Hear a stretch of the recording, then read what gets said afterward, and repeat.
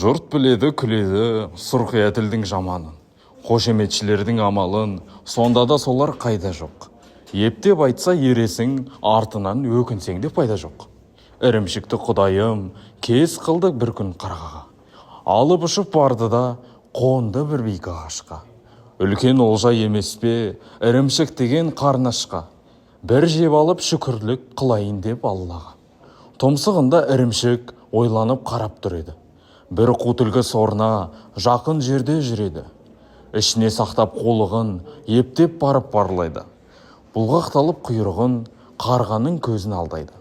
Тәтті тілмен, тәтті үнмен сөйлесуге айналды. Қарағым, неткен сұлу ең, деп таңырқап танданды. Неткен мойын, неткен көз, осыдан артық дейсің бе? Ертегі қылып айтқан сөз, қалайша біткен япырмай. Мұрныңыз бен жүніңіз, періштенің үніндей, деп ойлаймын үніңіз. Осы көрікпен, бұл жүнмен, әншілігің белгілі. Ялмай қалқам бір сайра, бізде алалық үлгіні. Құс төресі біздерге, сіз боларсыз бір күні. Бас айналды қарғаның, сұмның айтқан сөзіне. Қуанғаннан бөртініп, бір мастық кірді өзіне. Өзіне біткен өңешін аямастан қарқ етті. Ірімшік жерге салп етті.